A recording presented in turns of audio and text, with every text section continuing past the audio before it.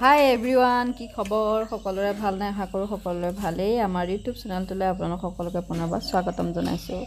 আজি ৰাতিপুৱাই আমি ঘৰৰ বেঙেনাৰে এটা নতুনকৈ ৰেচিপি বনাম। আপোনালোকে চাব, ভাল পাব। যিহেতু ঘৰৰ বেঙেনাৰে এনেদৰে খালে খাবলৈ বহুত সোৱাদ হয় আৰু খায়ো ভাল লাগে। অকল যে ভাতৰ লগতে খাব লাগিব সেইটো নহয়, চাহৰ লগতো খাব পাৰিব। চাই থাকোঁ আহকচোন কেনেদৰে কৰোঁ এই ভিডিঅ'টি। বেঙেনা কেইজোপাত বেছিকৈ লগা নাই, 4-5 জোপা আছে। এয়া দেখিছে নহয়, এইকেইটাই বেঙেনা, যিকেইটা আমি খাবৰ বাবে হৈছে আৰু সেই বেঙেনাকেইটা ছিঙিছোঁ। এয়া দেখিছে ঘৰৰ বেঙেনা, আৰু বেঙেনাখিনি একদম ভালদৰে ধুই লওঁ।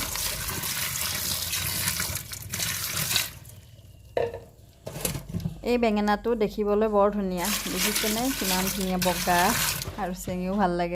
বেঙেনাখিনি ধুই হৈ গ'ল। এতিয়া আমি বেঙেনাখিনি দীঘল দীঘলকৈ গোটেই বেঙেনাকেইটা আমি কাটি ল'ম। এয়া এনেদৰে কাটি ল'লোঁ। এনেদৰে কাটি লোৱাৰ পাছত মই এতিয়া অলপ নিমখ অকণমান সানি থ'ম, কাৰণ বেঙেনাটোত যেন নিমখটো লাগি যায়, তেতিয়াহে খাবলৈ ভাল লাগে। এনেদৰে জোখ কৰি অকণমান দি ল'ব, নিমখ ছটিয়াই ল'ব। এনেদৰে লৈ পিনে অকণ ভালদৰে সানি দিব, কাৰণ সকলো বেঙেনাতে যেন নিমখখিনি লাগি ধৰে।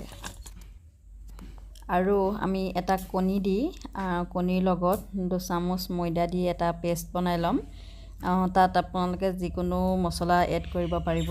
মই ইয়াত 2 চামুচ এনেদৰে ময়দা দি দিছোঁ। ময়দা আৰু কণীৰ মিশ্ৰণটোৰ লগত আপোনালোকে জোখ অনুসৰি নিমখ দিব, আৰু এয়া হালধি অকণমানো দি দিব। আৰু এয়া হ'ল গুড়া জিৰা, আমি গুড়া জিৰা দিছোঁ, আৰু গুড়া জলকীয়া গুড়াও দি দিছোঁ।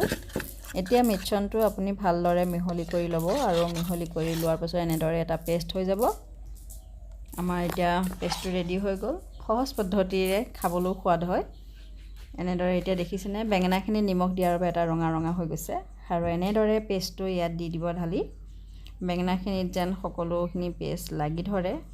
আৰু আমি এনেদৰে দিয়াৰ পাছত অলপমান ভালদৰে মিহলি কৰিব লাগিব। হাতেৰে ল'ম, হাতেৰে এনেদৰে আমি লগাই লগাই দিম মিশ্ৰণটোৰ লগত। আৰু আমাৰ এতিয়া মিশ্ৰণটো ৰেডি হৈ গ'ল। আৰু আমি এতিয়া এখন কেৰাহীত তেল দি দিছোঁ। আপোনালোকে ৰিফাইনতো ভাজিব পাৰে আৰু তেলতো ভাজিব পাৰে, খালেই হ'ল আৰু সোৱাদ হয়েই। আৰু আমি এনেদৰে বেঙেনাখিনি দি দিছোঁ। দি দিয়াৰ পাছত এয়া দেখিছেনে, লাগি ধৰিছে, কিন্তু আপুনি কৰচনিখনে অকণমান এৰাই দিলে এৰাই যাব ধুনীয়াকৈ, এপিচ এপিচ হৈ যায়। খাবলৈও ধুনীয়া হয়, আৰু ইয়াৰ কালাৰটো চাবচোন ইমান ধুনীয়া হয়।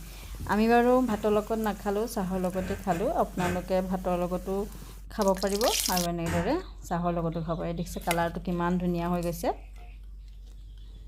আমি এনেদৰে গোটেইখিনি অলপ অলপকৈ ভাজি ল'ম।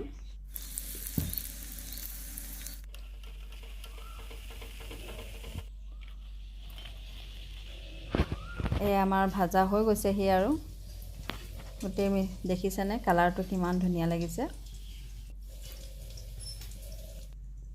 এনেদৰে এবাৰ বনাই খাবচোন সৰু বেঙেনাটো। ডাঙৰ বেঙেনাটো বাৰু খাওঁৱেই, আমি এনেদৰে সৰু ঘৰত লগা বেঙেনাটো খাই চাব, খাবলৈ বহুত সোৱাদ হয়। এয়া দেখিছেনে কালাৰটো কিমান ধুনীয়া হৈ গৈছে। আৰু আমি এতিয়া চাহৰ লগত খাবৰ বাবে ৰেডি হৈ গৈছে আমাৰ বেঙেনা ফ্ৰাই। এইদৰে বেঙেনা ফ্ৰাই খাবচোন, এবাৰ খালে আকৌ খাবলৈ মন যাব।